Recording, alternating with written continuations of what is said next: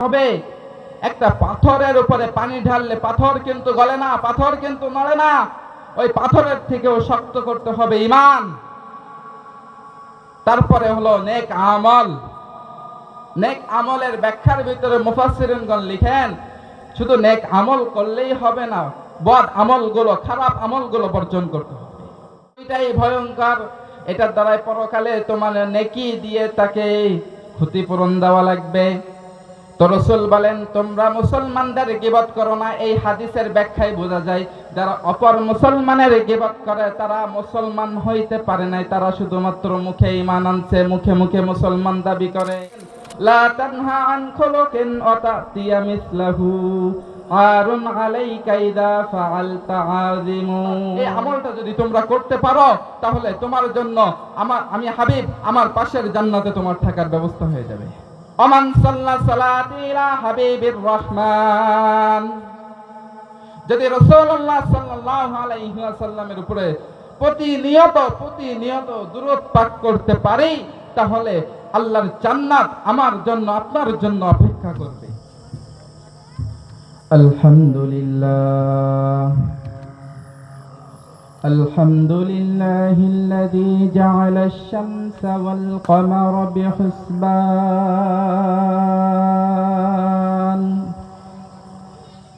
والنجم والشجر يسجدان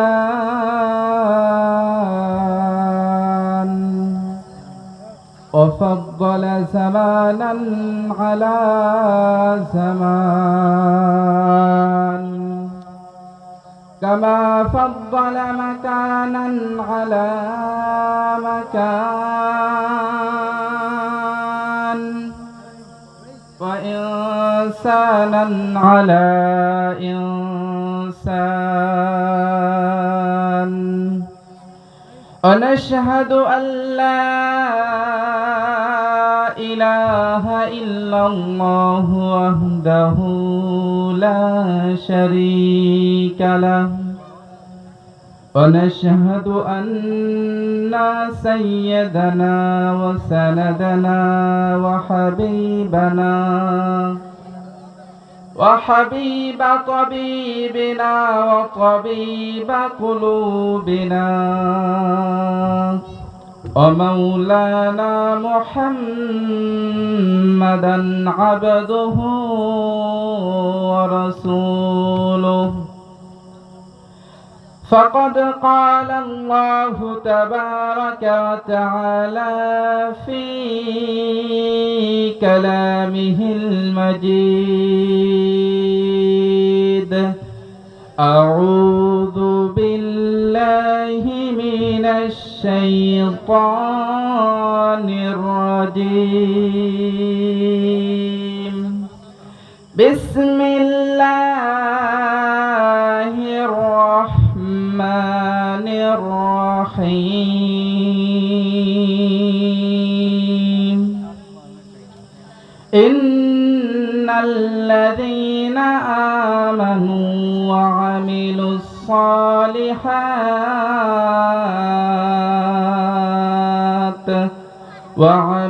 الصالحات أن لهم جنات الفردوس نزلا. صدقت مولانا العظيم. وقال النبي صلى الله عليه وسلم: خيركم من تعلم القرآن وعلمه. وقال النبي صلى الله عليه وسلم: من يريد الله به خيرا يفقهه في الدين. আসমান ও জমিন লোহে কলম জিসনে বানাই, আসমান ও জমিন লোহে কলম जिसने बनाई, उस जग के इबादत के लिए हमको भेजाई, उस जग के इबादत के लिए हमको भेजाई। সমস্ত প্রশংসা ওই মহান মালিকের দরবারে, যে মহান মালিক দয়া করে, মায়া করে, মেহেরবানি করে দিনের মজলিসে আসবার, কিছু কথা বলবার, আপনাদের শুনবার তৌফিক দান করেছেন। এজন্য মালিকের দরবারে শুকরিয়া আদায় করি, আলহামদুলিল্লাহ। তার থেকে বেশি শুকরিয়া আদায় করতে হয় সমস্ত ঝড় ঝাপটা থেকে যে মালিক আমাদের সুন্দর একটা মজলিস করার এবং সেই মজলিসে বসার সুযোগ করে দিয়েছেন, এবং পরিবেশটা যেন আমাদের কষ্টদায়ক না হয়, এটাও আমাদের জন্য বড় সৌভাগ্য। সেজন্য মহান মালিকের দরবারে আবারও শুকরিয়া আদায় করে বলি আলহামদুলিল্লাহ। লক্ষ কোটি দুরূদ ও সালাম মানবতার মুক্তির দূত, আলোর দিশারি, হৃদয়ের স্পন্দন, হাবিবে কিবরিয়া জনাবে মুহাম্মদুর রাসূলুল্লাহ, সকলে বলি সাল্লাল্লাহু আলাইহি ওয়াসাল্লাম। আজকের মাহফিলটা হলো এলাকার সকল মরহুম ও মরহুমাদের রুহের মাগফিরাতের উদ্দেশ্যে।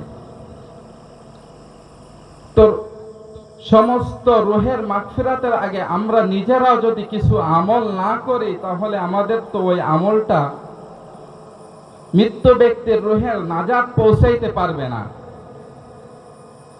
কারণ আল্লাহ সুবহানাহু ওয়া তাআলা বলেন, ইয়া আইয়ুহাল্লাযীনা আমানু লিমা তাকুলুনা মা লা তাফআলুন। তোমরা ওই সমস্ত উপদেশ, ওই সমস্ত কাজ কিভাবে করবে যে কাজগুলো করলে মানুষ তোমাদের ঠাট্টা বিদ্রূপ করবে, কারণ তোমরা সেগুলোর উপরে আমল করো না। কবিও সুন্দর ভাবে বলেন, লা তানহা আন খুলুকিন ওয়া তাতিয়া মিসলাহু আরুন আলাইকা ইযা ফাআলতা আযিমুন। যদি নিজে আমল না করতে পারি, তাহলে ওই আমলের বিষয় অন্যকে বলা যায় না।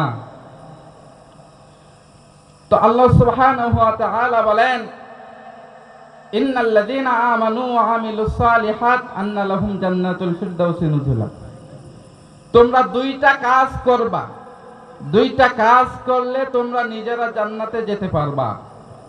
শুধু জান্নাতে যেতে পারবা এতটুকুই ক্ষান্ত করার নাই, জান্নাতুল ফিরদাউস, জান্নাত যতগুলো আছে সব থেকে সুন্দর পরিবেশ, যেটার ভিতরে সর্বোত্তম জান্নাত যেটা জান্নাতুল ফিরদাউস, তার জন্য ব্যবস্থা করে দিবে। সুবহানাল্লাহি ওয়া বিহামদিহি। কাদের জন্য ব্যবস্থা করে দিবে? ইন্নাল্লাযীনা আমানু, যারা ঈমান আনবে। ঈমান আনতে হবে সর্বপ্রথম আল্লাহ তাআলার উপর, পয়গম্বর আলাইহিস সালাতু ওয়াস সালামের উপরে। কিন্তু আমরা কেমন ঈমান আনি বর্তমান সময়ে, তার কিছু উদাহরণ এমন, নামাজও পড়ি, আবার দোকানে বসে এক ঢোক চা পান করি, আবার গীবত করি।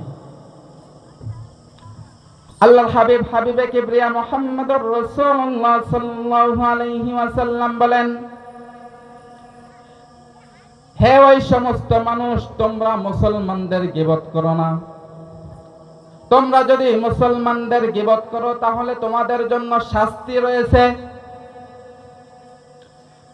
তখন সাহাবা আজমাইন, রাসূল সাল্লাল্লাহু আলাইহি ওয়াসাল্লাম সাহাবা আজমাইনদের বললেন, ও আমার সাহাবীরা, তোমরা কি জানো গীবত কি?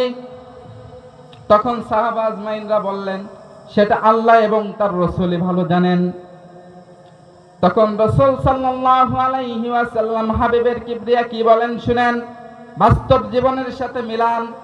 যদি রাসূলের উম্মত হিসেবে দাবি করতে চান, তাহলে এখন থেকে, এই মুহূর্ত থেকে অন্যর গীবত করার চিন্তা মাথা থেকে ফেলে দেন।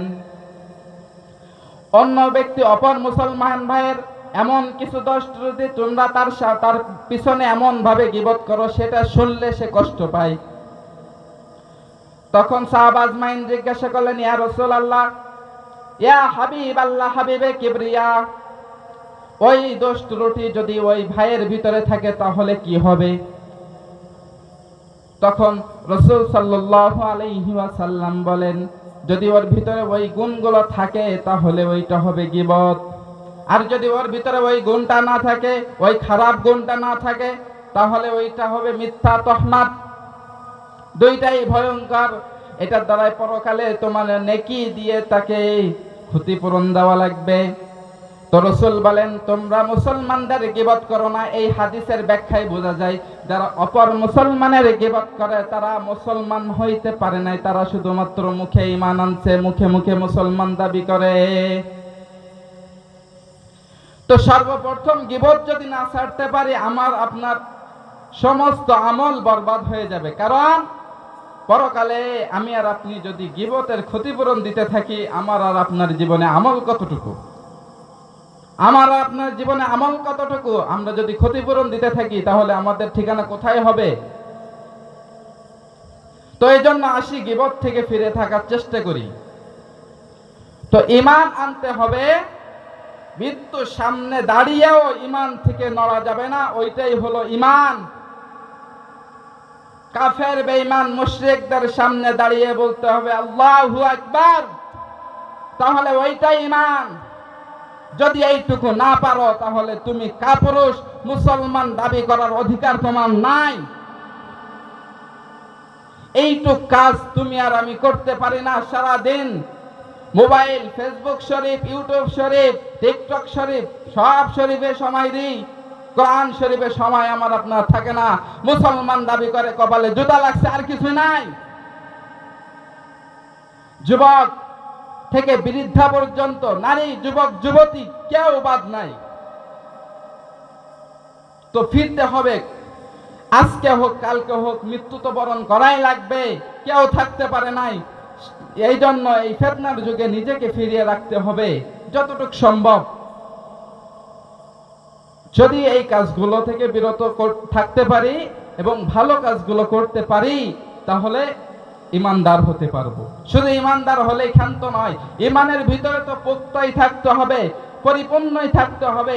ঈমানে কোনো ঘাবলা থাকলে হবে না, ঈমানে ত্রুটি থাকলে হবে না। আমল যদিও একটু কম হয়, ওইটার জন্য আল্লাহ ছাড় দিয়ে দেবে, কিন্তু ঈমানে ত্রুটি থাকবে। মুশরিক আর মুনাফিক হয়ে মরা ছাড়ার কোনো উপায় নাই। তো ঈমান সর্বপ্রথম পুক্তা করতে হবে, শক্ত করতে হবে, মজবুত করতে হবে। একটা পাথরের উপরে পানি ঢাললে পাথর কিন্তু গলে না, পাথর কিন্তু নড়ে না। ওই পাথরের থেকেও শক্ত করতে হবে ঈমান। তারপরে হলো নেক আমল। নেক আমলের ব্যাখ্যার ভিতরে মুফাসসিরিনগণ লিখেন, শুধু নেক আমল করলেই হবে না, বদ আমলগুলো, খারাপ আমলগুলো বর্জন করতে হবে। যদি এই কাজটা করতে পারি, আন্না লাহুম জান্নাতুল ফিরদাউসি নুজুলা। এইটুক কাজ বেশি কষ্টের না। আল্লাহ তার বান্দার জন্য কোনো কাজ কঠিন করেন নাই। বিশেষ করে 5টা আমল রাসূলের হাদিস অনুযায়ী পাওয়া যায়। যদি 5টা আমল করি তাহলে জান্নাত আমার আপনার জন্য অপেক্ষা করবে। আমরা তো জান্নাতের জন্য অপেক্ষা করা ভালো মনে করি, জান্নাত আমাদের জন্য অপেক্ষা করুক, এটা তার থেকে উত্তম হয়, ঠিক না? অবশ্যই জান্নাত আমাদের জন্য অপেক্ষা করুক, এটাই আমাদের জন্য উত্তম। তার ভিতরে সর্বপ্রথম গুণাবলী হাদিসের ভিতরে পয়গম্বর আরবি মুহাম্মদুর রাসূলুল্লাহ সাল্লাল্লাহু আলাইহি ওয়াসাল্লাম বলেন, দারুল কোরআন, কোরআনের ধারক বাহক হতে হবে। মান ক্বারাতা কোরআন ফাস্তাযহারা ফাহাল্লালা হালালাহু ওয়া হারামা হারামাহু আদখালাহুল্লাহুল জান্নাহ। রাসূল সাল্লাল্লাহু আলাইহি ওয়াসাল্লাম বলেন, কোরআন যতটুকু শিখো, কোরআন হেফজ করো, কোরআন মুখস্থ করো, কোরআন পড়ো, কোরআন তিলাওয়াত করো এবং ওই অনুযায়ী জীবন যাপন করো। গুনাহকে গুনাহ বলে ছেড়ে দাও, ভালোকে ভালো মনে করে আঁকড়ে ধরো, তাহলে তোমার জন্য জান্নাতুল ফিরদাউস, জান্নাত অপেক্ষা করছে। যদি সর্বপ্রথম আমরা কোরআন ধারক বাহক হতে পারি কোরআনের, তাহলে জান্নাত আমাদের জন্য অপেক্ষা করবে। তো এই কোরআনের ধারক বাহক হতে গেলে আলেম এবং তালবে ইলমকে সর্বপ্রথম আমাকে সম্মান করতে হবে। রাসূল সাল্লাল্লাহু আলাইহি ওয়াসাল্লাম বলেন, খায়রুকুম মান তাআল্লামাল কুরআন ওয়া আল্লামাহ। The Prophet Muhammad sallallahu alayhi wa sallam said, the best of you are those who learn the Quran and teach it. যদি তোমাদের ভিতরে সর্বোত্তম মানুষ দেখতে চাও, তাহলে যারা কোরআন শিক্ষা করে এবং কোরআন শিক্ষা দেয়, এই সমস্ত মানুষ দুনিয়ার ভিতরে সর্বোত্তম। তো যাই হোক, কোরআনের ধারক বাহকদের সম্মান করতে হবে। যদি এটা না করতে পারি, তাহলে রসুলের আরেকটা হাদিস মনে পড়ে যায়, হয় তুমি আলেম হও, না হয় আলেমের ছাত্র হও, না হয় আলেমের থেকে শুনে আমল করো। এইটুকু যদি না পারো, আলেমের মহাব্বতকারী হও। যদি এইটাও না পারো, তাহলে তুমি কপাল পড়া জাহান্নামে যাওয়ার জন্য প্রস্তুত হও। কারণ কি, কোরআন পরিপূর্ণ জীবন ব্যবস্থা, এর ভিতরে কোনো কিছুর ত্রুটি নাই। তো এই পরিপূর্ণ জ্ঞান, এই পরিপূর্ণ এলেম একমাত্র আলেম হক্কানিয়াত ওলামা ইকরামের ভিতরে আছে। যদি তাদের সম্মান না করতে পারি, তাদের মহাব্বত না করতে পারি, তাহলে আমার আপনার জীবন বৃথা বৃথা, এর থেকে বেশি কিছুই নাই। 2 নম্বরে হাবিবে কিবরিয়া বলেন হাফিজুল লিসান। এটা আমরা পারি না এবং করতেও চাই না, পারলেও জবান হেফাজত করা। জবান হেফাজত করতে হবে দুইটা জিনিসের দ্বারাই, দুইটা জিনিস থেকে, 2 ধরনের জিনিস থেকে জবানকে হেফাজত করতে হবে। 1 নম্বর হারাম ভক্ষণ করা। হারাম ভক্ষণ করতে আমরা মোটেও, এটা ছাড়তে আমরা একদম নারাজ এবং অখুশ নাখুশ যেটারে বলে, আমরা হারামকে বর্জন করতে চাই না। সুদের টাকা যদি একদিন দেরি হয়, তাহলে ভিতরে আমজালা হয়ে যায়। আমার সুদের টাকা দেয় না কেন, আমার ঘুষের টাকা দেয় না কেন, আমি ওর জমি দখল করছি, ও আমার থেকে এমন ভাবে নিছে। হারাম যেগুলো আছে, এই হারামগুলো আমি না পাইলে আমার মাথায় যেন কাজ করে না, এমন হয়ে গেছে। কিন্তু যদি জান্নাত আমার আপনার জন্য অপেক্ষায় রাখতে চান, হাফিজুল লিসান, জবানকে হারাম থেকে, জবানকে হারাম ভক্ষণ থেকে হেফাজত করতে হবে। 2 নাম্বার গুনাহ। গুনাহ বলতে এই জবান দিয়ে আমি গালাগালি দিতে পারবো না। গালাগালি না দিলে, মুখ না কাজাইলে আমার জন্য কেমন দিনটা বৃথা যায়। এমনও হয় ফোনের মাধ্যমে মিথ্যা কথা বলা। আমি এখানে আসি, আমি বলি ওখানে আসি না, আমার কথাটা মিথ্যা হয়ে গেল। ফোনের মাধ্যমে মিথ্যা কথা বলা যাবে না। যদি এই আমল থেকে বিরত থাকতে পারো, মিথ্যার আমল থেকে বিরত থাকতে পারো, হারাম ভক্ষণ থেকে যদি বিরত থাকতে পারো, তাহলে তোমার আমার জন্য জান্নাত অপেক্ষা করবে। তারপরে 3 নম্বরে বলা হয়েছে নুতঈমুত তাআম নুতঈমুল মিসকিন, মিসকিনকে খানা খাওয়ানো। আমরা তো মনে করেন দাওয়াত বাড়িতে যাদের টাকা পয়সা বেশি তাদের আগে দাওয়াত দেওয়া হয়, কিংবা কোনো অনুষ্ঠানে, মরা বাড়িতেও বড় লোকদের দাওয়াত। একটু ভেবে চিন্তে দেখবেন খাওয়াটা ঠিক আছে কিনা, হালাল আছে কিনা। বড় লোক হয়ে যে মরা বাড়ি খাইতে যাচ্ছেন, এই অধিকারটা, ওই হকটা কার, একটু ভালোভাবে জেনে দেখবেন। আমার কথা বলার দরকার নাই, আমার কথা বিশ্বাস করারও দরকার নাই। কোরআন এবং হাদিস আপনি একটু ঘেটে দেখেন, একটু পড়ে দেখেন যে আপনার জন্য বৈধ আছে কিনা। কিন্তু গরিব মানুষ এসে খাইতেও পায় না, এমন অবস্থা। নুতঈমুত তাআম, মিসকিনকে খানা খাওয়ানো। যদি মিসকিন, অসহায়, দরিদ্র তাদের খানা খাওয়াইতে পারি এবং আল্লাহর জন্য তার থেকে কোনো প্রতিদান, তার থেকে কোনো কিছুর আশা না করি, তাহলে আল্লাহর জান্নাত আমার জন্য অপেক্ষায় থাকবে। এটা কে বলছে? রাসূলুল্লাহ সাল্লাল্লাহু আলাইহি ওয়াসাল্লাম বলেছেন, যদি এই আমলগুলো করতে পারি তাহলে আমার আপনার জন্য জান্নাত অপেক্ষা করবে। 4 নম্বরে যেটা বলা হয়েছে অমকাসিল উরিয়ান, এটা তো আরো খতরনাক। এগুলো আমরা করতে চাইও না, করবও না, এমন মনের ভিতরে ইচ্ছা। দেখেন, অমকাসিল উরিয়ান, বস্ত্রহীনকে, পোশাক নেই যার, পড়তে পারে না, তো এই ব্যক্তিদের যদি একটা পোশাক দেওয়া হয় আল্লাহর জন্য, তাহলে ওই ব্যক্তির জন্য জান্নাত অপেক্ষা করবে। বর্তমান সময়ে কিছু উদ্যোক্তা ভাই রয়েছে এমন, যে রাস্তার পাশে কিছু পোশাক রেখে দেয়, যাদের পোশাক নাই তারা ওখান থেকে নিয়ে ব্যবহার করে। মাশাআল্লাহ, এমন কিছু জিনিস বাংলাদেশের ভিতরে পরিবর্তন দেখা যাচ্ছে। তো আমাদের ভিতরেও অনেকে আছে, শীতকালীন পোশাক 1টা না 2টা না 5-7টা করে শোকেজের ভিতরে রেখে দিয়েছি, মনে হয় মরার সময় কাফনের ভিতর দিয়ে ওইটা পরাইয়া দিবে। এমন মনে করি আমরা যে আমার এই পোশাকটা থাক, আমি মরার পরে আমার কাফনের ভিতর দিয়ে এটা দিয়ে দিবে। কিন্তু না ভাই, একটু ভিতরে চিন্তা করেন, আমি আপনি কেউ থাকতে পারবো না, কেউ থাকতে পারে নাই। তো এই দুনিয়ার রং তামাশায় আমার যে পোশাক আছে, আমি এই পোশাক একটা যদি কাউরে দিয়ে দিই, একটা অসহায় মানুষকে দিয়ে দিই, তাহলে আল্লাহর জান্নাত তো আমার জন্য অপেক্ষা করছে। জান্নাতের তো সুন্দর নাজ নিয়ামত, জান্নাতের সুন্দর পোশাক তো আমার জন্য অপেক্ষা করছে। এইটুক আমরা করতে পারবো না? অবশ্যই পারবো। রাসূলুল্লাহ সাল্লাল্লাহু আলাইহি ওয়াসাল্লাম বলেন, সবগুলো আমল তো বললাম তোমাদের জন্য, একটা মাত্র আমল আমার জন্য করবা। এই আমলটা যদি তোমরা করতে পারো তাহলে তোমার জন্য আমি হাবিব আমার পাশের জান্নাতে তোমার থাকার ব্যবস্থা হয়ে যাবে। ওমান সাল্লা সালাতি ইলা হাবিবির রহমান, যদি রাসূলুল্লাহ সাল্লাল্লাহু আলাইহি ওয়াসাল্লামের উপরে প্রতিনিয়ত দুরূদ পাঠ করতে পারি তাহলে আল্লাহর জান্নাত আমার জন্য আপনার জন্য অপেক্ষা করবে। বলেন তো এই কাজগুলো কঠিন নাকি সহজ? খুবই সহজ। আমরা যদি চাই তো বান্দা যেটা সাহস করবে, হিম্মত করবে, তাদের জন্য আল্লাহ তাআলা এগুলো সহজ করে দিবে। রাসূল সাল্লাল্লাহু আলাইহি ওয়াসাল্লামের প্রতি দুরূদ পাঠ করার চেষ্টা করব। কোনগুলো আমল না করতে পারলেও এই আমলটা আমরা করার চেষ্টা করব। তো আরেকবার এই কথাগুলো আমরা মনে রাখার চেষ্টা করি। দারুল কোরআন, জান্নাত আমাদের জন্য অপেক্ষা করতে গেলে সর্বপ্রথম যে কাজটা করতে হবে, কোরআনের ধারক বাহক হতে হবে। 2 নম্বর হাফিজুল লিসান, কোরআনের জবানের হেফাজত করতে হবে। অন্য মুকসিল উরিয়ান, বস্ত্রহীনকে বস্ত্র দিতে হবে। নুতিমুত তুআম, ক্ষুধার্তকে খাদ্য দিতে হবে। ওমান সাল্লা সালাতি ইলা হাবিবির রহমান, রাসূলুল্লাহ সাল্লাল্লাহু আলাইহি ওয়াসাল্লামের প্রতি প্রতিনিয়ত দুরূদ পাঠ করতে হবে।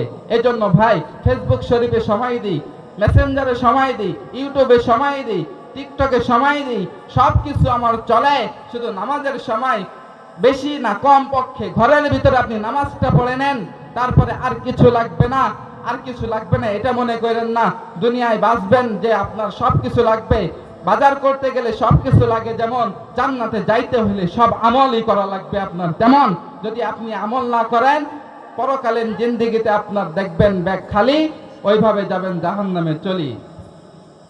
এই বলে আমার সংক্ষিপ্ত আলোচনা এখানে শেষ করছি।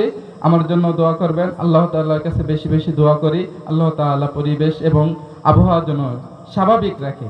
আখিরি দাওয়ানা আলহামদুলিল্লাহি রাব্বিল আলামিন, ওয়া তৌফিক ইল্লা বিল্লাহ। আসসালামু আলাইকুম ওয়া রাহমাতুল্লাহি তাআলা ওয়া বারাকাতুহু।